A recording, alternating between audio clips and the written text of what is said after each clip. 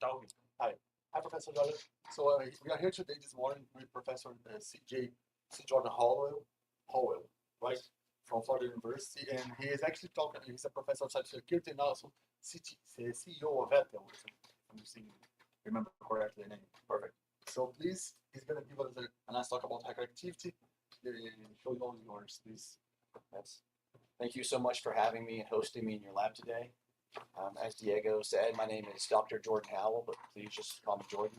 I'm a professor at the University of South Florida, but in addition to that, I'm a co-founder, along with my colleagues here, Kaylee Eckelman and Frank Brown, of Ventel. Ventel is a threat intelligence company that specializes in translating actionable threat intelligence into proactive cybersecurity solutions. Ultimately, it's where science meets security.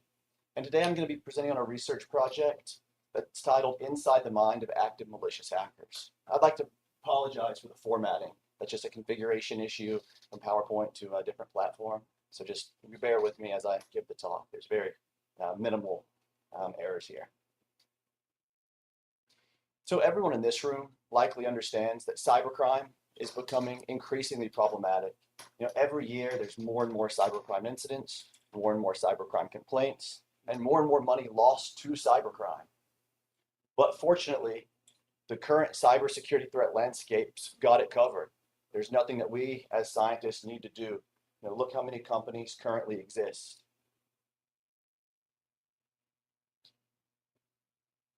But unfortunately, these companies are using these reactive status quo approaches. They don't use science to promote security behaviors. Instead, they just use next generation language to essentially create this buzz. So ultimately, this has led to a very ineffective cybersecurity landscape that has led to a surge in cybercriminal incidents. So as I like to say, mo money, mo cybercrime. Despite all of these cybersecurity companies that have emerged promising next generation solutions, what we see is more and more cybercrime occurring each year. But in addition to that, what we see is in 2024, $193 billion was spent for cybersecurity solutions. That increased in 2025 to $218 billion, and there's an estimated $239 billion that's going to be spent in cybersecurity solutions this year alone. So these cybersecurity companies are actually making more money than cyber criminals off of cybercrime, creating the question, who is the cyber criminal? When you look at cybercrime losses, the FBI IC3 reports that the U.S. internet crime has lost $12 billion in 2003, with an estimated $16 billion in 2024. That's a 33% year-over-year increase. But when you compare the amount of cybercrime lost, or amount of money to cybercrime lost, to the amount of money that we're spending on cybersecurity solutions, what you see is a discrepancy. Cybersecurity companies are charging the public more and more money, promising, look, if you use my solution, that's the end-all be-all. This is going to protect you. But then ultimately, we adopt these next-generation solutions just for more cybercrime to occur. And then these companies say, well, it's because you need the newest product. So it's essentially a scam. It's a reciprocal feedback loop in which cybercrime is used to justify exorbitant cybersecurity expenses. And we never think, where does science enter the equation? So there's a decision to be made. We can stick with the current trajectory that we're on, or we can adopt a more proactive approach that pushes the status quo reactive solutions to the side and puts science as a priority. Security guided by science. So if we take this approach, which I'm obviously an advocate for, I believe that cybercrime can be understood as an equation. Cyber risk equals attackers times guardianship over target suitability. This is one of the slides that got really messed up with the transition, so I apologize. But ultimately what it argues here, there's supposed to be a nice Venn diagram showing that when offenders, suitable targets, and the absence of a capable guardian converge in time and space, crime occurs. This is routine activities theory. It's an opportunity-based theory that essentially says that crime is a product of opportunity, and these three things are required for crime to occur. So let's dive a little deeper into these three different components to better understand how we can use science to actually reduce cybercrime occurrences. So what is a motivated offender? Well, a motivated offender is an individual with the ability, the intent, the capacity to engage in a certain form of crime. So when we're talking about cyber crimes, what we're really talking about is active malicious hackers, individuals who are capable and willing of data breaches, getting into your computer in an unauthorized fashion to cause harm. Has anyone here heard of Ashley Madison? Show of hands. Exactly. So Ashley Madison was a very popular dating website that made its intentions very clear. Life is short, have an affair. Ultimately, people would go onto this site, as a married individual, and they would look for people to cheat with, right? It was a site that promotes adultery. There was a hacking team, Impact Team, which was a hacking collective who took issue with Ashley Madison for moral reasons. So they essentially, broke into Ashley Madison's server, they defaced the site, and they launched a very fair-ish warning that stated, look, we need you to cease all opportunities, and this is the end of the attack, right? We go away. We defaced your website, we embarrassed you, but data has not been leaked. Ashley Madison responded by putting out this large ransom. Anyone who can give us information on Impact Team will be rewarded $1 million. No one had information on Impact Team. Impact Team took issue with Ashley Madison's approach, and then they went to eventually release all of the data that belonged to Ashley Madison. So now all of a sudden there's 40 million users on this website who just got outed for going on looking for extramarital affairs. Bad day for those guys. This actually led to some really serious consequences. It led to several spear phishing attacks, so there was subsequent downstream victimization. But in addition to that, there was some real impact to people's reputations, and 2 high-level public officials actually committed suicide, and that was directly linked to the attack. And I'm bringing this up because oftentimes when we talk about hacking or website defacement more specifically, we get these professors, we get these experts who will be like, oh, well, it's just website defacement. That's a very, it's a newbie form of attack. These aren't sophisticated hackers. Well, I take issue for that for several reasons. Firstly, to deface a website, you have to break into the server, and that's where the data is stored. So oftentimes when you deface a site, you often have access to the data. Case in point, Ashley Madison. But in addition to that, all hackers have to start somewhere. So by saying, well, we shouldn't study hackers who deface websites because they're newbies, is essentially saying, well, let's just ignore the starting point for these malicious attackers, and let's not worry about them until they're national security threats. That's bad logic. So what we did is we decided to study hacking using the website defacement archive Zone H. Is anyone here familiar with Zone H? My team? Okay. So Zone H is the largest hacking archive in the world. It's been around since 2002, has 165,000 registered users and over 15 million validated attacks. Ultimately, what that means is if a hacker is able to deface a website, they go to Zone H, they report said defacement, and if it's proven to be legitimate using the proprietary algorithm that Zone H uses, then it's essentially stored on this archive for all of eternity. When you look a little more in depth at the archive, you'll see there's an archive and an archive star. So the archive is essentially any website that was defaced, any mom and pop shop, limited security, a lot of them, whatever, no big deal. Archive star, however, are websites that are of much more value, is the way they're defined by Zone H. So they're oftentimes government websites, but they're also oftentimes tied to universities or Fortune 500 style companies. Also in the archive, what you'll find is the time of the attack, the name of the attacker, the country in which the server was located, the URL, the system being used, and a mirror image. So the mirror image is one of the coolest parts because it actually allows us to take a look at the way in which the hacker defaced the website, the new content they put up. I guess I should back up just a moment here and explain that what website defacement is when a hacker breaks into a site, takes down the original content, and then replaces it with content of their own choosing.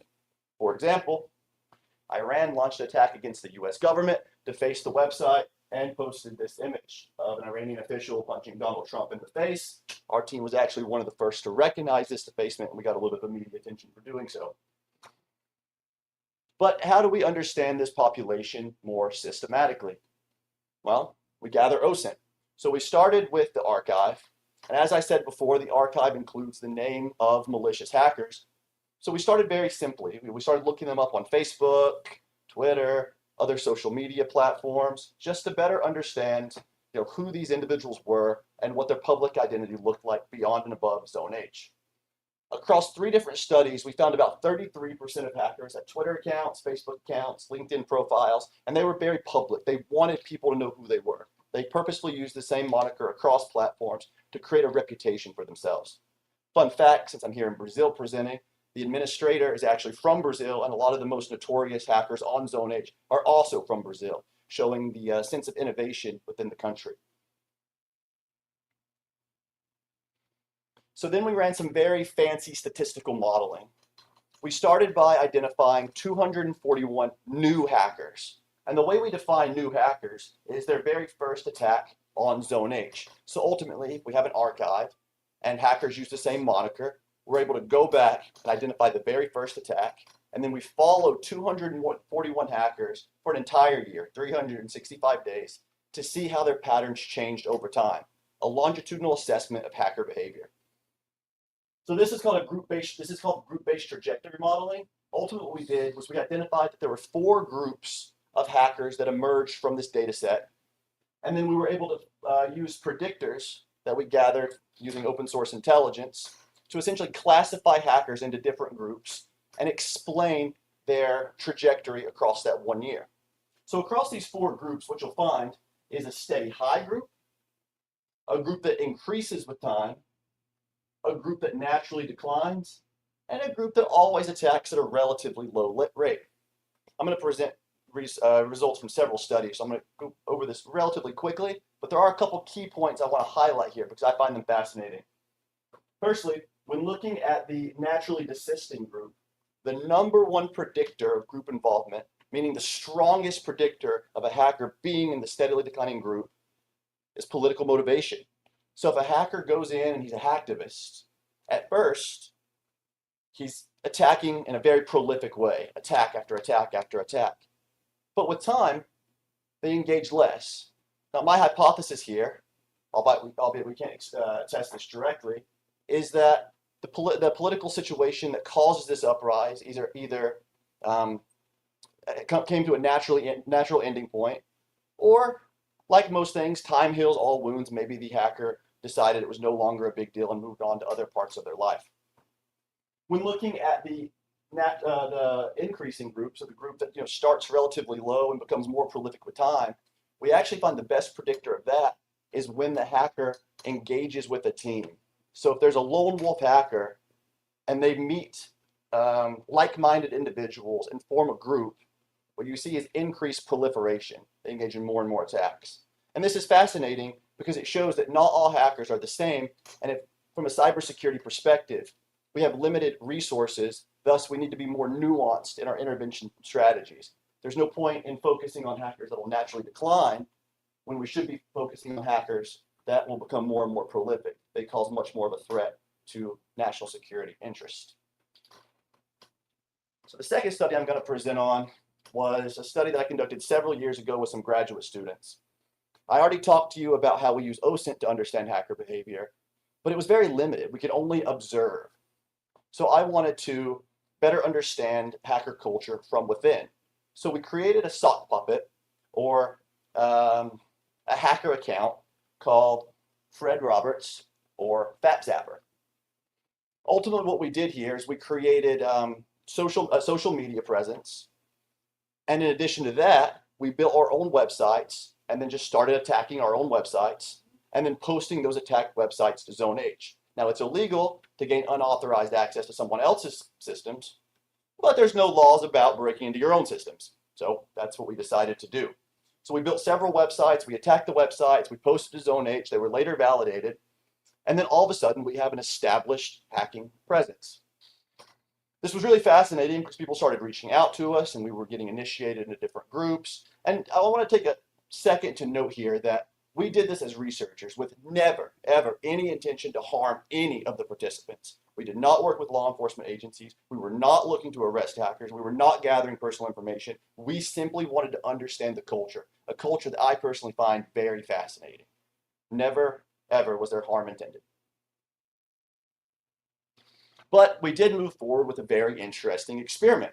Using this established hacker profile, we once again, created all these social media accounts, and then we populated it with tons of fake friends, followers, etc. So we just purchased them, in addition to befriending active hackers from the Zone H and other communities. So once we had enough hackers following our accounts, once we had enough rapport, this account existed for over a year before this experiment was launched, we had 120 active malicious hackers that we divided into two groups, a control and a treatment group. So the control group received no message. We left them completely alone, and we just observed their behavior as it would naturally exist in the wild. For the other group, both groups had roughly 60 participants, we sent this message via Facebook Messenger. We said, hey, look, the FBI kicked down our door because we attacked this website. You should lay low for a week. And then we always use the hacker's moniker, and we always use the last website they attacked to make it more real. So that was the only thing that changed within the treatment group. And if you take a look at the results here, they're absolutely fascinating because they followed our exact suggestion. So here's the week prior to the treatment, and here's the week following the treatment. The solid black line is the treatment group, the dotted line is the control group, and what you see when looking at this figure is a sharp decline in the treatment group, but for exactly 1 week. They laid low for a week as the message requested they do, and then all of a sudden there was an uptick in their behavior, and they kind of met at the equilibrium. But this difference was statistically significant. That message did have a significant impact on defacement activity on Zone H. So we thought, let's replicate this experiment, but change one thing. So created a whole new account, we populated it with followers, it existed for a year, we identified roughly 120 hackers, we put them in the control and treatment group, but the only difference here is that instead of sending them a direct message, we posted to their Facebook wall. Now at the time, I thought the findings will be the exact same. I was wrong. What you actually see here, when looking at the week prior to the experiment, to the week following the experiment, is there was actually a sharp increase in the number of attacks for individuals in the treatment group, meaning that if we posted a message warning hackers to lay low directly to their Facebook wall, they engaged in more, not less attacks. So we scratched our heads, because we're just professors, we didn't really understand why that is. But then we started thinking about it, hypothesizing, having conversations over dinner, and the findings make perfect sense. If I were a school student and someone walks up to me and they whisper in my ear, Jordan, after class, I'm going to beat your ass. And if he's bigger than me, I might go home early because I have a stomach ache. I don't know if I want that fight. But if the same exact guy comes up to me in front of the entire classroom and he says, Jordan, I'm going to beat your ass after class, I'm going to throw down right then and there because I don't want everyone to thinking that I'm weak, right? It would ruin my reputation, it would ruin rapport, and it would ultimately hurt my standing in the community. So when we messaged these individuals privately, they were like, thanks, bro. I'm going to lay low for a minute. We don't want to get in trouble. But when we ousted them on a public channel, they actually stepped up. They got more ballsy. They became more willing to engage. And I thought that finding was absolutely fascinating. But that's still problematic because we can understand a lot through looking at behavioral data, but it's only from the perspectives of active malicious hackers that we can understand their motivations and modus operandi.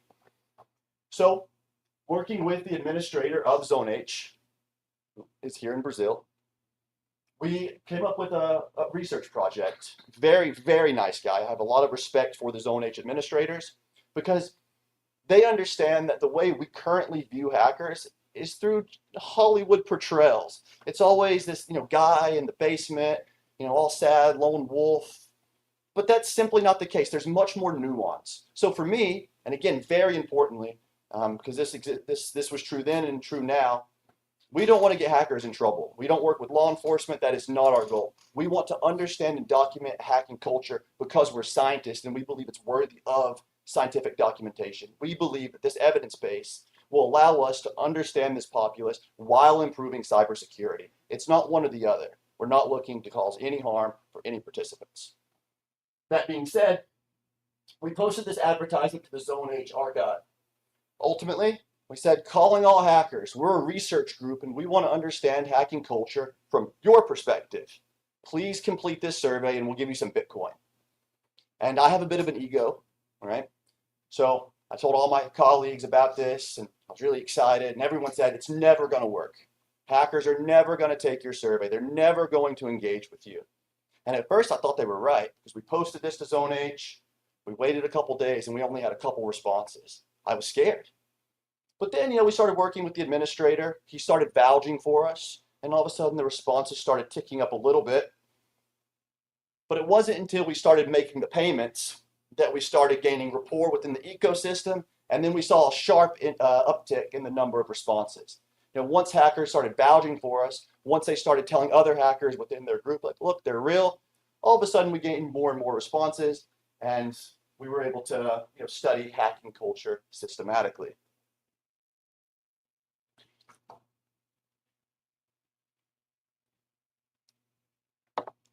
So in total, we were able to gather roughly 250 responses. There were a few nonsensical responses, so we had a final sample of 238. And those 238 hackers represented 47 different countries, with a disproportionate amount of hackers in Turkey, because we were actually able to collaborate and work with a hacking collective in Turkey who disseminated the survey across their groups, giving us a high sample size in Turkey. Typically, but I took this slide away, after the last slide, I'll show a slide to demonstrate the legitimacy of these hackers. So I'm going to talk about it, even though I couldn't show it here today. I asked one of the hackers who completed the survey, well, how do I know you're legit? And he said, wait a minute, bro. No caps, no punctuation, nothing. 20 minutes later, he sends me a video to my university email account of him hacking into my university system, gaining administrative privileges, showing that he could deface the website if he wanted to. He didn't do so. And then showing me the database of all of our employees, addresses, etc. So what did I do? I did what any good professor would do. And now I'm the most well-paid professor in the world. I'm just kidding. I didn't do that. I responsibly disclosed it, and I still got in trouble with the university. It was very frustrating. But it is what it is. I'm not showing it for that reason. But from the survey, we ascertained very important findings. So when discussing cybersecurity, it's always this rational choice approach, right? These are rational actors, and we need to increase sanctions in order to reduce the reward. We need to increase risk, etc. But have we ever taken a step back to ask, are the hackers rational? Do we know anything about their neurology at all? Well, we do now. So we conducted a survey and we asked about several diagnoses, and we found that active hackers actually scored very high. Alcoholism, anxiety, insomnia, depression, PTSD, and these are all diagnoses. But given that we have a global sample and given that diagnoses differ from country to country, we wanted to better understand hacker neurology in a more systematic fashion. The most interesting result that emerged is here. So in the survey, we included the AQ short. Now, ultimately, this is a condensed questionnaire that asks several questions to see if individuals meet the threshold of having autism. Now, I'm not a clinical psychologist, and I'm not looking to diagnose anyone. I simply provided a self-report survey, collected and analyzed the responses. And from that analyzation, what I find is that 85% of active hackers in our survey meet the threshold of autism. 13.5% of active hackers in our survey have been formally diagnosed with autism. Now, why is this so important? Well, it's important because when you look at the world prevalence rate, less than 2% of the population have autism. So if you take a general sample of 100 people, 2 of them have autism.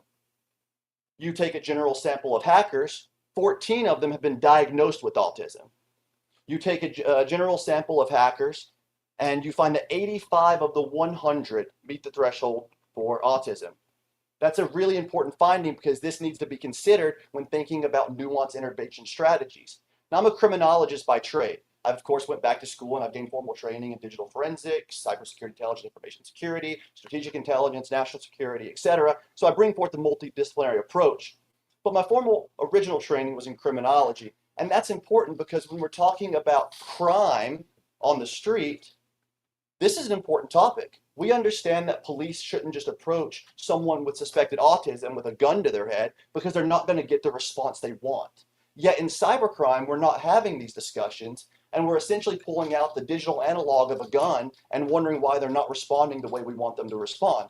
Well, they're not responding the way we want them to because they're not driven by science. So we need to think a little more critically before just jumping the gun and throwing some like political figure in charge of deciding the way in which we respond to this populace. Almost as interesting, maybe equally as interesting. When looking at hackers in comparison to the world prevalence rate, we find that 46% of hackers meet the threshold of having ADHD, whereas 16% have been formally diagnosed, and roughly, I believe 6% globally have been diagnosed with ADHD. Is there a question? I was just curious because it's my perception of the field. I think it's still in general, we have a lot of more ADHD people and autistic people. And did you have some kind of numbers for comparison? So since we are already crazy, as I was talking in the car, maybe your results will be interesting because it showcases we has a bias in this direction. It will be interesting to realize how much of the bias already baked in the group itself. For instance, those who want to shoot because if you want to be a hacker or cybercrime, you will have to have the minimum amount of training in computer science, and that's something interesting to think about because we know that it's difficult to explain those concepts and those not only behavior but technology and how we interact with them. People, as you said, the police go to the autistic people, they cannot pull the gun that's not gonna work. However, I don't have any statistic. I didn't do a great work as with humans that you just showcase us because I'm not crazy enough to actually. In Brazil, we have to do a lot of forms to work with people, so computer is much better. But I know that people doesn't really really understand what they are using when they are using a computer or a cell phone. So they think it's just a tool. It's a tool, but it's a tool that is actually producing a behavior on the user. It's different from a older type machine. Those are who are younger here. Something like this that you type in a sheet of paper. The computer itself, because of we are selling stuff through it, is actually pushing some behavior on the users. And I think what was the question? Jessica, think about that point because sometimes we forgot about how much this tool is actually making by design, because it's always by design. Pointing in some direction, as I said, when you make the announcement public, the guys decide to actually attack more, right? So we have this jock mentality. If you challenge me, of course you're gonna do it. I'm not afraid. No choice. No choice. I have to break your face, man. There is no other way around. So sorry, you should have talked to me with the low side. That's very interesting. I think you're please. No. Did anyone try to do this survey at a conference, for example, like DEFCON? Because I don't think those results surprised me. Well, so that's one of the comments I typically get. So the very first time I presented these results, and we didn't have a full data set at the time, it was preliminary. I think I had launched the survey a week prior. I had roughly half of the responses, but these results were already very prominent. So very early in, this was a clear pattern that was emerging. So I present these results, and after the presentation, I get several questions about the ethics of my research. I believe my research is very ethical. We never harm human participants. We're doing it for the betterment of science. The only outcome is improved cyber resilience and a better community for active hackers, because ultimately, again, we engage with and like the presence of active malicious hackers. We believe that they could actually be a very, very important part of the cybersecurity community. There's always this conversation, oh, there's a national skills crisis. There's a national skills gap. I don't know if there's a national skills gap, or maybe we're just not looking in the right places because we're too busy, pulling, the digital analog of guns on very skilled individuals that could otherwise aid in society rather than causing chaos through hacking into systems. But I get another question after the ethics questions have ended, and they said, well, don't you think that you would have the exact same findings if you surveyed professors of cybercrime? And at first everyone starts laughing, and a few people get really pissed off, like, how dare he say that about me? But after really that generated some good conversations, and the conclusion was probably. I mean, I know in my circle, myself included, when taking the survey, meets the threshold for autism. So do most of my colleagues. So I imagine that that would extrapolate to the broader populace of professors, students, and other cybersecurity professionals. It's an interesting question that we'll have to test directly. If we think that it's important, the same test here, I think almost all the professors will meet the threshold somehow.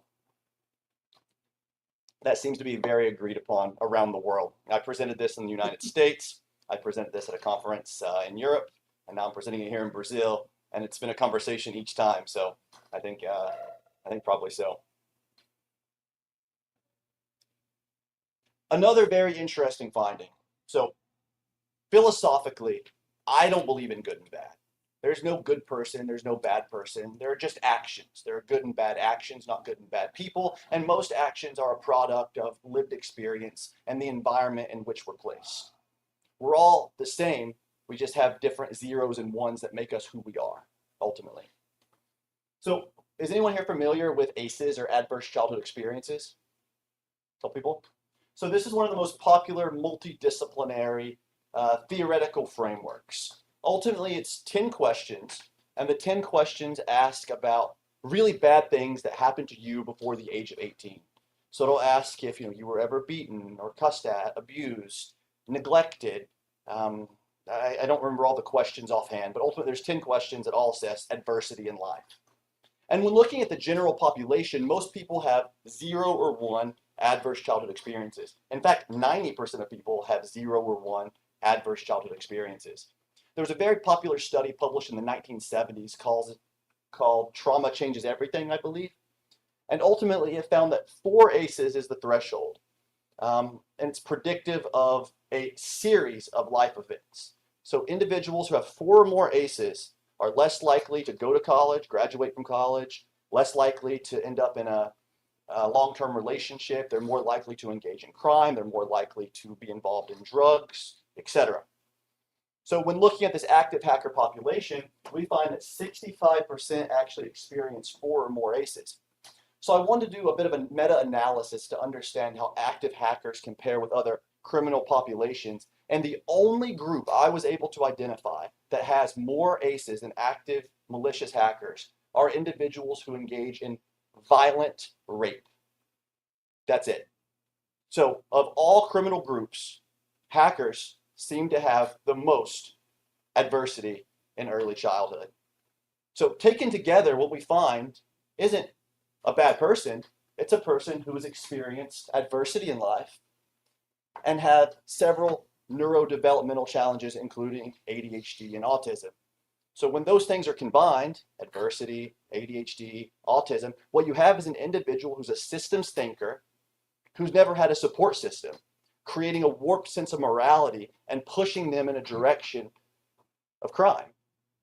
So we could punish these individuals, or we could think more critically about the life circumstances that cause them to be who they are, and then push them in a direction of cybersecurity, creating an adversarial-based approach to cybersecurity. We learn from the adversaries, we make the adversaries our friend, and we use them to improve cyber resilience. Now, very importantly, very, very, very importantly, not everyone wants to change. I was able to engage in several follow-up interviews, 20 actually, with hackers who participated in my survey, and most of them wanted legitimate opportunities. These individuals are from developing nations. I've already explained a bit about their neurology and their adversity. Most of them lack formal employment, limited education. I'll talk about that in a former slide. But they want to be better, right? They wanted to do something more productive. They have a skill set, they want to use it to make cash, but they lack those opportunities to do so. However, there are a few individuals who simply want to watch the world burn. So this is not anyone who's ever hacked a system, let's bring them in and give them access to all of our critical credentials. No, there should be a very standardized vetting process to ensure we're bringing the right people forward. So looking at education, we find that 65% of the hackers in our study just have a high school diploma or less. The individual who actually hacked my university in 20 minutes, gaining administrative privileges and providing me a database, was just in high school. That's it. Yet he was able to bypass the security defenses of a top 50 institution, right? We have one of the best cybersecurity programs in the country, and we have a state-funded cybersecurity institution that is backed with millions of dollars in funding in some of the biggest names. Yet this guy was able to bypass it in 20 minutes because I asked if he was legit. If that doesn't show that the current approach that we're on is problematic and we need to switch to a more proactive approach based on science, I don't know what does. Oh, work experience. So in addition to education, we find that only 27% of these individuals have like formal employment. 40% have worked for the military, 33% are actively involved in the military, and interestingly, about half of the respondents say they have hacked on behalf of their government. I believe this question may have been a bit misconstrued by some of the hackers, because oftentimes what we find are hackers have very political motivations, right? They feel as if they need to take it on themselves to push forth a national agenda. Turning points. So another very interesting theoretical framework in criminology is Sampson and Loeb's life course criminological perspective. Essentially what Sampson and Loeb, Harvard professors, argue is that there are certain turning points that occur in one's life, and those turning points are what shift you away from crime. So ultimately, when looking at crime statistics, we find that almost everyone who commits crime is between the ages of 15 and 24-ish, right? And then after that, you see a steady decline, and then almost no crime by the time you're my age because you're just too tired for any of that. But what they argue is if these key turning points don't occur, then they essentially become life course offenders. So we wanted to test that. We wanted to ask hackers about their perceptions and what would make them stop committing various forms of cybercrime. So we asked about all of the major constructs plus added a couple. The least effective was a long-term committed relationship. So if hackers do find a relationship, that's not likely to cause them to move away from crime. Unfortunately, my dating website, hackersonly.com, a huge bust as a result. I'm just kidding, I never invested in that. Couldn't find a venture capitalist to support it. But when looking at the most effective strategies, what you find are legal consequences and legal economic opportunity. So the carrot and the stick. Hackers themselves will tell you, look, I'd stop if I really thought I'd get in trouble, and I'd also stop if I had something better to do. I want a job, I don't have a job. It's this or steal from the streets, and I'm better at this and it's safer, so that's what I'm going to keep doing. All right, so thinking back to the Venn diagram that did not appear on my slide, 3 things must occur for crime to occur. Offenders, targets, and the lack of guardians converge in time and space. I've already went into depth about my motivated offender research because that's kind of my passion. But when talking about suitable targets, I believe that all businesses are suitable if they're data rich. So if you're a large corporation and you're storing credentials, financial information, etc., you're a suitable target, and hackers are probably interested in what you have to offer. Which is pretty much what I explain here. All organizations are suitable. Organizations are systematically visible, accessible, and valuable. They control assets offenders seek, and networked opportunities create recurring opportunities for intrusion and exploitation. So target suitability is a built-in condition of doing business online.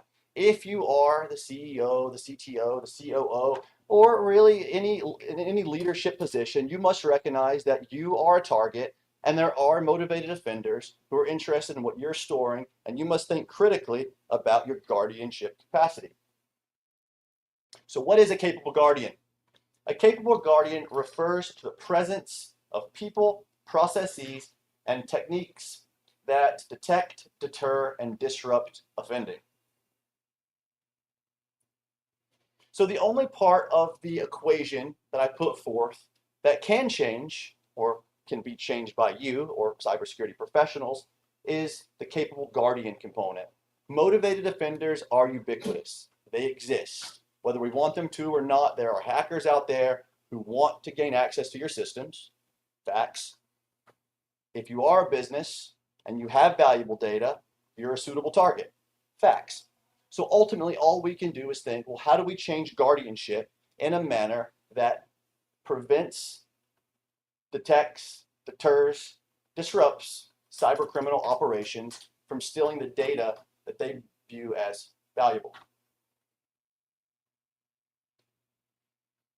So for me, this becomes a question of leadership and culture. Because ultimately, as Diego and I discussed in the car, we always need to think about user behavior. We design these systems and they can be technologically sophisticated, but how do individuals engage with them, and what is the company culture, and how does that company culture affect cybersecurity, behavior, and data privacy? We wanted to test this. So, in addition to the motivated offender research I've discussed, we wanted to understand guardianship capacity at the organizational level. So to do that, we combined 3 different databases. First, we gathered novel data from InfoStiller malware. My CTO here, Frank Brown, was able to systematically extract actionable intelligence from encrypted communication channels that allowed us to determine the frequency of attacks occurring across Fortune 500 companies. Ultimately, we were able to do this by extracting all of these different malware logs, doing so in a very GDPR compliant way, never storing personal data, but instead just extracting the frequency of compromises that can be attributed to specific organizations. In addition to that, we were able to extract numeric values from the Culture 500 dataset. Now what this is a data set that evaluates company culture at the systematic level to determine the values put forth by the company, such as respect, innovation, agility, etc. Because we wanted to understand if and how these cultural components that are put forth by the leaders of some of the largest organizations in the world alter cyber resilience. Or stated more simply, we wanted to understand if culture shapes credential exposure. But recognizing that these different organizations vary in size, we wanted to standardize this. So we also extracted the number of employees belonging to each institution as a way to essentially systematically standardize the measurement and ensure a fair comparison. This slide looked much cooler on PowerPoint. But ultimately what we find is 2 distinct profiles emerge. So when looking at companies that are more resilient or have lower numbers of compromises, their employees are less frequently part of data breaches, their employees show up less commonly in encrypted communication channels dedicated to the selling of identities, we find the 3 most important components are respect, customer focus, and integrity. So ultimately, if leaders put forth a culture of respect, respecting their employees, creating a lower power distance, allowing for conversations rather than just direct, you need to do what I say. Because ultimately, if you're terrified of your boss, there's high power distance. If you get an email from him and he says, look, I need you to send me 6 gift cards tomorrow, you might do it. But if you're close with your boss and there's a culture of respect and integrity, then you might be more likely to challenge that malicious spam/phishing request and act in a more resilient manner. Conversely, when looking at companies that are most prone to compromise, we find that they almost always prioritize agility, performance, and innovation. Now that's really interesting because one of my favorite quotes is a Mark Zuckerberg quote, move fast, break things. I think that has been adopted at least somewhat here in Brazil with PIX, right? I believe Brazil is the number 2 in the world for real-time payment processing. And as a result, you put forth financial innovation. It's of course clashed with the United States and has led to a unique cybercrime threat landscape that has placed Brazil as one of the most commonly attacked countries in the world. But it's created innovation and has also allowed Brazil to become increasingly relevant on the world stage. So ultimately, with innovation comes added threat. Whether that's good or bad, it's not for me to answer. It's a billion-dollar question. But This agility, this innovation, essentially allows for new attack surfaces, and when they're not thought through properly because we're pushing them with speed, attacks occur. So what does all of this mean? Well, it means that cybercrime occurs when motivated offenders, suitable targets, and the lack of capable guardians converge in time and space. It means that the problem is not purely technical, it's behavioral. It's the individuals behind the system. A gun doesn't kill people, or I'm sorry, a person doesn't kill people. A gun doesn't kill people, people kill people. Technology doesn't hack itself, right? These are all tools, and these tools are ethically neutral. They're not good or bad. It depends on how they're used. That was the most American thing I could have said. But ultimately, the adversary is not abstract. It's observable and measurable. Attacks are not chaotic. They're driven by decisions. The future of cybersecurity is adversary-centered, data-driven, and behaviorally informed. Because only with the perspective of active malicious hackers, we can understand the way in which they think, we can understand risk perceptions, and we can understand target selection. And once we understand the way in which offenders, suitable targets, and guardians converge in time and space, we can make better decisions to position ourselves to detect and deter, or at least mitigate the amount of cyber threats that we face on our own organizations. Security improves when we shift from reacting to attacks to anticipating attacks. And that is my presentation. Thank you very much.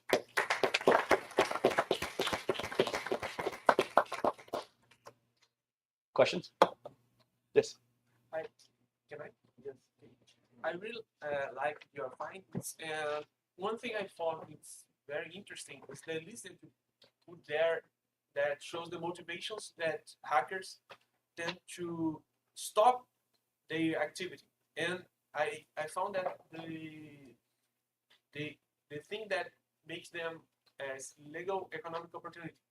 And when we see some companies doing programs to, like book bounty programs, to give them money to report them the vulnerabilities they found, and it shows that's a good approach to stopping those attacks. So it's very interesting because it shows that those people, they are really they really want to be rewarded by what they do, but usually we just treat them as criminals, and some organizations tend to don't pay for them. Just okay, not pay. And it's a really interesting finding. What do you think of companies doing this bug bounty programs to enable them to stop this? Well, I think it's for their own good. I mean, ultimately, hackers are going to identify vulnerabilities irrespective of whether the bug bounty program exists. So the question at the leadership level becomes, do we want to incentivize responsible disclosure, or do we want to give them the middle finger and see what happens otherwise? So to me, bug bounty programs are an absolutely fantastic idea, and I think it's also a way that we can identify some of the most talented cybersecurity minds in the world. So in addition to bug bounty programs, I think we should have recruitment programs that actually use bug bounties as a way to recruit or identify and recruit talented individuals. But absolutely, I couldn't agree more. Thank you. But don't you think that bug bounty problems, they have very strict rules? For example, you only allowed to target a specific scope when, for example, a company only opens a bug bounty program for the API, but they have another 100 domains that are not included in the scope, and you only need the one link in the chain to do a full compromise. Do you think the bug bounty, the way that is being done today, is effective? It's an effective tool for reducing cyber attacks? No, absolutely not. I would increase the scope. I would even move away from the bug bounty model and create a recruitment model, right? If you're able to identify issues that our multi-million-dollar technical team, consistent of nothing but Harvard graduates and senior engineers couldn't identify, let's bring you on. Let's see what else you can find. I think that's the future. I think if we continue to view hackers as adversaries rather than potential collaborators, we're going to continue to see a rise in cybercrime and an increasing cybersecurity threat landscape that is ineffective. Yes. Since you gather the data globally, I believe some crimes were happened in another country, or hackers in Brazil had something in United States. So when you put legal consequence of civil penalties for hacking, I was thinking how this could happen since it's a crime committed internationally. That's extremely complex. There's lots of regulatory frameworks in place, a lot of international treaties that allow for the expedition of cyber criminals. Extremely complicated, involves a very bureaucratic legal process. And honestly, I think is further evidence that we should move away from that approach and create, legal economic opportunities for the hackers rather than this punishment-based model. Of course, with all crime types, there's some individuals that do need to be identified, apprehended, and probably put in jail with the key tossed in, the bay. But that's very few and far in between, right? Most people are good people, but there are people who, for whatever reason, want to watch the world burn and would stop at absolutely nothing to watch the entire world crash, and they need to be treated differently. But identifying who those individuals are prior to determining that we need to apprehend them is so important, because for most people, we could change the entirety of their life, the life of their family, and ultimately the life of everyone who is internet connected simply by bringing them in and supporting their development as professionals.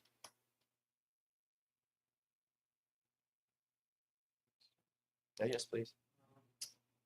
Good. Thanks for the presentation. And does this generative AI framework lately changed a bit of this landscape regarding the profile of the hackers? So, like, different kinds of people are involved more with hacking or something like that? I don't know yet. I could speculate, and I would likely come up with the same conclusion that most of you would. When using AI, it lowers the technological requirements and expertise needed to engage in malicious attacks. So ultimately, anyone with the desire to do so and the basic understanding of prompting could now be a sophisticated hacker by standards 10 years ago. But I believe, and this is kind of a heated debate, but I believe there's a hacker mindset. I believe that it's those lived experiences, the adversity, the neurodivergency, and several other factors I'm not discussing here that actually creates an individual who thinks about how they can break systems. So I think that AI, much like it's used by me as a tool to advance my research enterprise, will still be used by the same type of individuals to advance the way in which they engage in attacks. But importantly, while AI is going to be used to make attacks more sophisticated, it'll also be used to strengthen our defenses. So ultimately, I think it's going to be flush. I think it makes sense because those people, they are they really like to break things. So it makes sense that they have this obsession on doing this driven by those health issues. I don't know what to say. And when someone, okay, I have access to some LLM and I can do some hacking, but I'm not driven to do this. I can break something, okay, but those guys, they are really targeted on doing it. So I think that's a good point of view. Yeah, but I think it's important to recognize privilege in these conversations. Yeah. I also would not engage in malicious hacking, but instead I seek to understand and study hacking and publish on it. So I'm still deeply embedded in the culture. But what makes me different than the active malicious hackers in my study? Well, I had opportunity. I grew up in the United States, relatively lower income, but I was able to get a scholarship to a university. And then while at the university, I was able to make connections with leading cybercrime researchers. And then through that, I was able to essentially develop another adjacent skill set that pushed me in a more conformist direction that allows me to stand here and talk about this. But without those opportunities, there's no way of saying whether I would have been a participant in this study or if you would have been a participant in this study, because ultimately there's no counterfactuals. And these lived experiences change us in ways that we simply can't comprehend, but we can study them systematically and see that these factors create a unique profile, and that profile is becoming more and more relevant in national security contexts. And one of the key takeaways that I had from our talk, actually I think it's quite interesting is we are, and one of the things that Gabriel is saying, sometimes you end up saying, it's not those people, we are those people. Actually, one of the interesting things to say is, I think it's quite an old terminology, but called black hat and white hat, is that you are not going to university. Your top professors there, at least on the fields that are close by. So you have engineering, you have medical schools. They are hacking because the obsession they have to solve the problem, to break what exists and rebuild different, is the same methodology.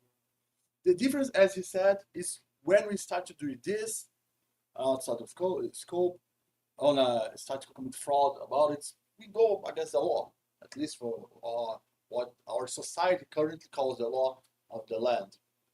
It's interesting to think about it because as we're talking a lot, I know that I'm saying this with a lot of bias from my side, so I don't think that we are talking about the hacker culture. Oh, it's quite a group of obsessed people. Like there are a lot of people that like guns to shoot and commit crimes. I don't know why, but there are. In Brazil, we have a lot. In Rio, we have a lot of them. But others do want to do the same. They don't have the courage. They don't have the skill to pick up a gun. They find a different gun, a different tool to do the worst. However, the mindset that keeps us pushing here, it's quite the same as you said that a prolific hacker would have. Maybe the difference is not only the adversarial life events, also when they happens, right? So sometimes we used to say, I think the U.S. power outlets was more similar to our older ones. So it was easier to just took a shock. And now it's more difficult. But if someone actually took a shock when I was a kid, they never put again their finger in the power outlet. However, if you never have for any reason took a shock, you end up even as a working here in the universe or taking a class. Oh, let me verify if it's everything. And the moments that happen, and when you are a kid does something wrong, that's part of the adversarial life events, and someone can know he's punished by in terms as a kid. So even if you destroy, I format the hard drive of my father's company, I'm gonna be punished, but hopefully as a kid. So I'm not gonna do the same later as an adult because then I know the punishment will also increase. But that's part about community.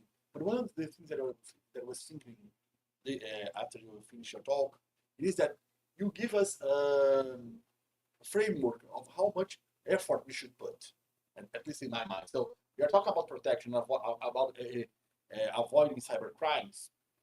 If you have an engaging personnel on the outside, you are screwed. He will find a path. One day you are gonna blink, and he'll be there to steal your data. However, if you are able somehow to get from the behavior of the attacker, you can say, okay, for this one, I need to spend that amount of effort trying to avoid his, how should I put it? His intent. No, he's really motivated. Maybe he's actually an state agent trying to do the hack, so I cannot blink because the moment I blink, they'll get in. So one of the things that I never thinking about looking only as the computational part of it, of software building to protect firewalls, looking at network traffic to get if we are under attack or not. It is the behavior of the users, but maybe even a better indication of how the amount of effort we have. So for those students here, think about we have this sniffer, IPS and IDS. The amount of computational power that I'm gonna put on those softwares. I really need to push that that for all the packages that I'm coming from my network. No, if I had to do that, I would not have enough computational power to do so. My company is not gonna fly. My university not having enough money to do. However, if I'm able to create levels of, okay, for these attackers, I need to be really careful because they will try a lot. For the others, any hurdle, they will give up. They will just, okay, it was fun, I'll try, but I digress. That is something else to do. As I said, the incentives, how to use the incentives to direct our effort to prevent.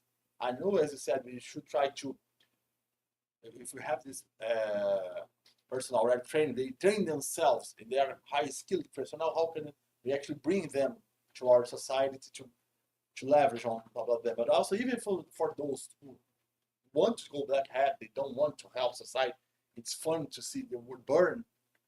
Being able to discern how much their own behavior and, okay, what they do to disincentivize, not everything. He's going to come back to attack me. I know for sure, because it's fun for him.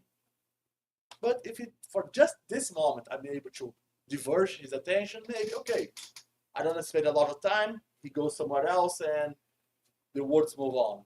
What do you think about that? We can actually use this to prevent in a systematic way, like building software that try to get the behavior of the attacker, and based on that, try to disincentivize or to put the barriers. Yeah, so I don't think it's possible to deter in the traditional sense of deterrence. So deterrence means to stop one's behavior entirely. So there's other terminology that exists in the literature. Exactly, it's more of a restrictive deterrence. So Jacobs in 1993, coins the term restrictive deterrence, and then further divides that into probabilistic and particularistic restrictive deterrence. Super theoretical. But the idea there is essentially, while you can't completely stop crime, you can move it and you can reduce the frequency. So ultimately, if there are several organizations available, all of whom are equally suitable at stage one, all we can do is improve upon the security defenses to make this target more or less attractive than this target, creating a divergence of attacker behavior. I also think that honeypot systems offer a very interesting way in which we can do that, because then we can study hacker behavior once in the systems and then further refine the software to essentially mitigate actual attacks caused by those who continue attacking even after we've improved upon the security infrastructure. So I think it's an iterative approach that is trial and error. We study behavior, behavior adapts to our changes. We study behavior, behavior adapts to our changes, and the cycle goes on. But fortunately, that keeps us all employed. No, but that's the fun part, because I think for the system part, the computational part of it, now behavior can be brought to the system itself. In the past, when you talk about behavior, I think about different type of scientists, different type of researchers, and we could not actually use that, or it was minimal use in the system itself. So now we can actually, with LLM, there are advanced, other groups are doing it with autonomic systems. Then we can actually use this. If I know the behavior, I cannot prevent, but I can mitigate, I can push in time. Sometimes I push so far that it lost the meaning of the attack. Yes, that's what I think. People lose interest over time. Agreed. So, I think it's a interesting converse that we have. The computational power, the science, the behavioral science that allow us to try to think of how to match the effort with the risk that we actually have, and trying to build the machines that are actually able to help those companies, not the company, the society itself. As I said, the cell phone and the amount of computational power that we have here creates a huge issue, because most of the populations, at least as far as I know, doesn't realize what they have in their hands. So they use as toy, but it's actually much more. We talk about the digital money in Brazil, the digital transfer money. It was fun because it's really quite easy to pick up. Rio, at least I don't have a problem with cell phone in Rio, okay? People say it's dangerous. I don't know why. I don't have any problem. I pick up my cell phone, I use it, don't care. But I know that São Paulo people steal a lot of cell phones in the middle of the street. Here it was supposed to be more dangerous, but I don't know. But at least for me, it's not an issue. I don't know why. I would like to thank you for your talk. If there is any other question for you guys, okay. There's so do the questions. No? If half of the attackers would stop after getting a job, for example, do you have any other data about what is the average attacker today? Is it a guy that is doing defacement just for the internet fame, or is it someone that is doing SQL injection and dumping the database to sell it on the deep web for financial gain? It varies. So through our research, we identify several different profiles based on the motivations or self-described motivations of the hackers themselves. There are some individuals, especially when looking at Middle Eastern nations, Turkey especially, that are very politically motivated. However, while they state being politically motivated in the survey, they oftentimes in the interviews describe financial motivation as well. So I think there's always some financial motivation. However, I think that varies cross-culturally. I think there are some hackers in specific regions who take a lot of pride in their own national identity, and they oppose certain groups of individuals for perceived oppression. And that becomes an identity for these individuals, and they take it upon themselves to launch attacks against individuals of other nations. And they do that because they really want to push a certain ideological message. Those individuals differ from individuals who are purely financial. And one of the conversations I had in Brazil is that here in Brazil, there's a lot of inequality, creating crimes of opportunity. Diego just mentioned crimes on the street with phone theft. I view a lot of cybercrime, especially crimes portrayed over PICs, is very similar. It's a crime of opportunity that's deemed necessary because of financial inequality and the lack of ability to receive legal employment. So my thought process is, 47.2% state, look, I'd quit if I had a job.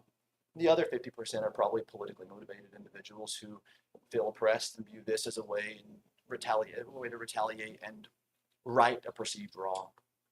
Maybe what leads them to tweet the hacking activities, the context change. Like we have a Ukraine war. When it stops, maybe people will stop hacking one side to another because the war has ended. So maybe some contexts like wars and government change the hacktivism. Absolutely. We see a shift in regional attacks based on current events all the time. That's something it's relatively easy to monitor using the Zone Age archive and other hacking forums, because we can essentially document the number of attacks pre, during, and post, and watch the change. I mean, even during the COVID pandemic, I published a paper showing that cybercrime surged during COVID. Why? Well, people are at home with nothing to do. People who were highly skilled making money using computers legitimately all of a sudden were out of work. So they engage in cybercrime. So you can certainly predict cybercrime behavior based on large-scale world events.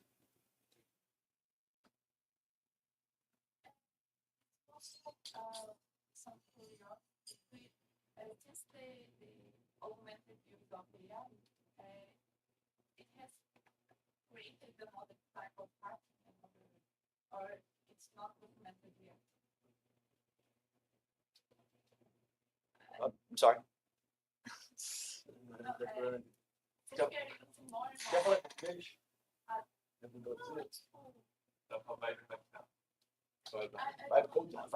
Can you vibe hacking nowadays? You have an attack actually. For sure. Yes, you have an attack that do that actually, and just an attack that does that. It's use the prompt. There has happened recently. People are hacking, trying to understand the data based on the information passed to the global node. So is there something, another types of hacking that is surging in AI, or it's too initial? Well, if you could poison some of the largest proprietary models, you can essentially sway public opinion globally and change an entire generation. So my hypothesis, and this is me purely speculating, this isn't based on my research because it's too early to determine, but if you're able to influence the answers in which ChatGPT, Anthropic provide when asked certain questions, then you can hack the brain of everyone who uses these proprietary models.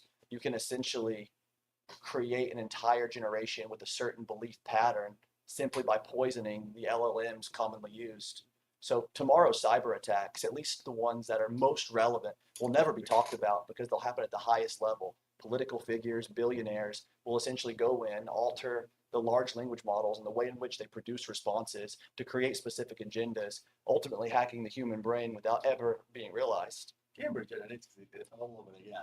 But that's But dystopian. just one question, if you allow me, because the talk is quite interesting.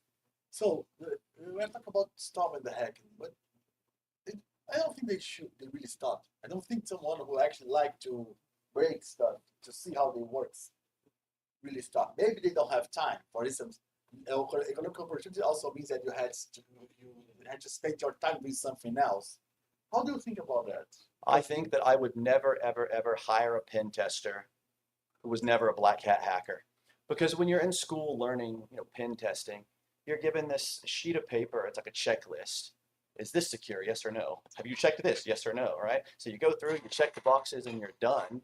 But that's not what real hackers do. So ultimately, if someone's never broken a system, legally or not, then they simply don't know what to look for because they've never been involved. They've never been embedded. You have to learn from the adversary in order to advance your protections.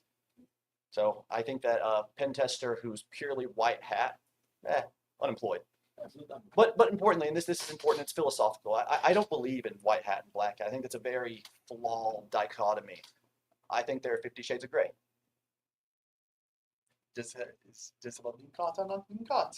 About the LLM poisoning, I have a friend that he created a blog post, a blog that writes,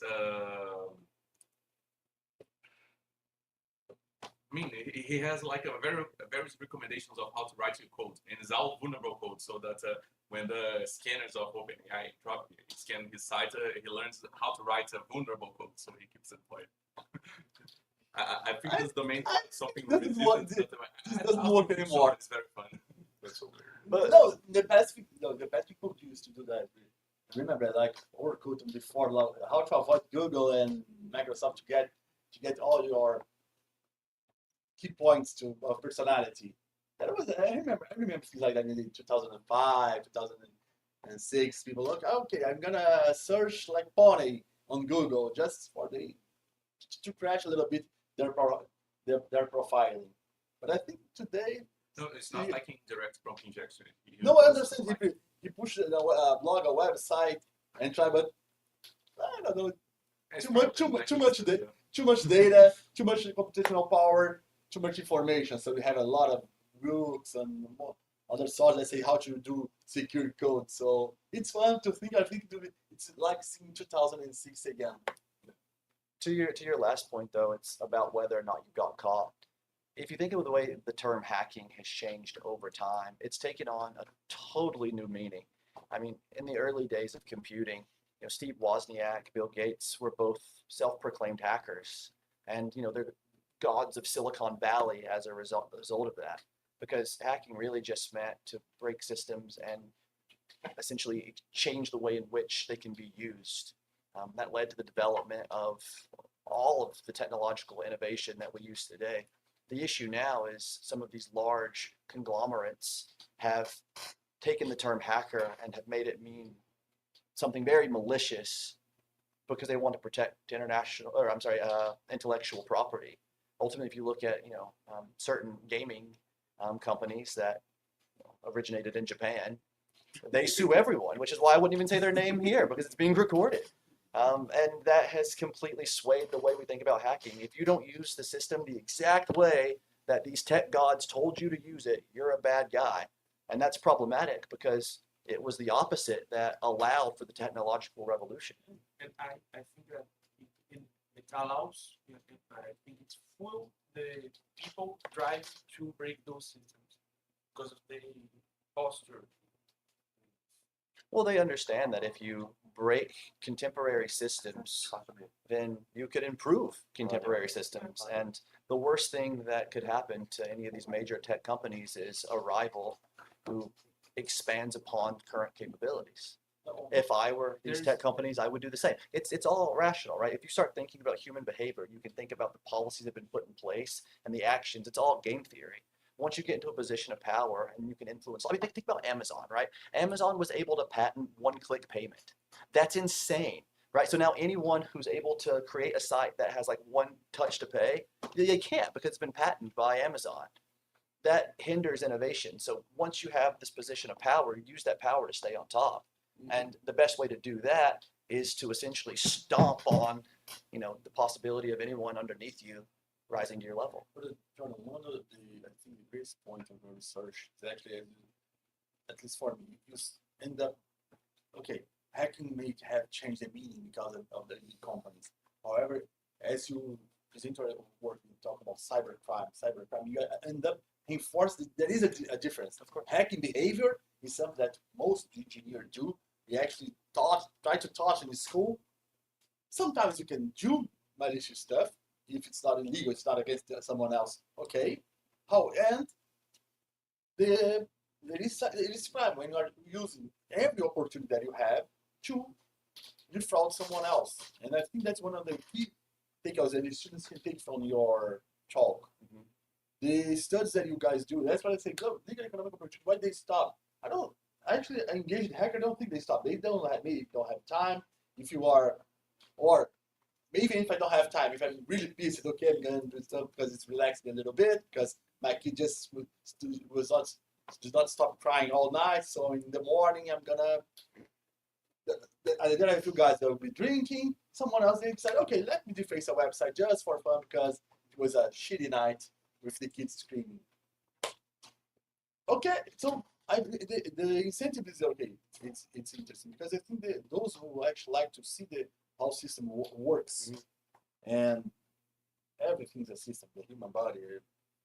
If they don't have the opportunity to legally do so, they will end up sooner or later. Yes. At least at the gray area. Look something. Okay, you are not supposed to see that. It's not a crime yet, but you are really not supposed to be here. And it's an interesting conversation to have. How behavior actually shape how we interact with the world, how close we are from commit or not commit a crime. Use the technology and techniques that we studied in the university. That's something that was really interesting to think about as we're talking. Well, I think opportunity predicts outcome. If you have the privilege of being a professor at a university or the CEO of a company, then we're able to use the information in a certain way to advance our research enterprise or our company's mission, improve cyber resilience. We're able to engage our intellectual curiosity in a very similar fashion. The only thing differs is the outcome. Because if you have a high-paying job and something to lose, you don't want to deface this site and risk getting in trouble, right? You have all these other outlets, to use your computing abilities. Whereas if you are, or a professor, you just create a research project to do the same and still be paid for doing it. You create honeypots. Yeah. Exactly. It's not fun because I understand that's the really interesting. Well, legality and morality are so different, in my opinion. Like we at least in the United States, we oftentimes create them as synonymous. This is illegal, therefore it's immoral. But laws change, so therefore legality and morality are loosely connected at best. And I think that's one of the important takeaways. There's a discussion about digital content purchase, and then some companies, they revoke the license that you paid for. That's a good point about legality and morality. Okay, it's illegal. They can revoke the license. It's legal because they put it on the defined. Yeah, because Who here has ever read a full ebook? I know that they will exist. I just click on. They created I'm documents. not a attorney, so I give up. You better watch the South Park about that. Anyway, I have a legal question. If you are playing a game and you have the license agreement, and it prohibits you to reverse engineering the game, but before you accept the terms, you reverse engineer the game and patch that section out to you to agree to the license agreement. You are gonna I think that depend how much well the attorney's paid. that's exactly what I don't think it's a legal question. I think it's an economic question. And the gaming company probably has Yes. a lot more cash than Yes. any of us, and they win most of their lawsuits. So Yes, that's quite simple. Depending how I good is wouldn't the do it. attorney. But you set the licensing agreement in the installer, right? Yeah. So The salary. the installer, right? But like before Before I agree to No, but license terms. pre-install. No, it's depending on how good the attorney it is. Quite easy. You are gonna say that you didn't read it, it was represented to you, and he's gonna say the first level argumentation. Oh, but you knew it existed, that's why you did that, and then it's all hell.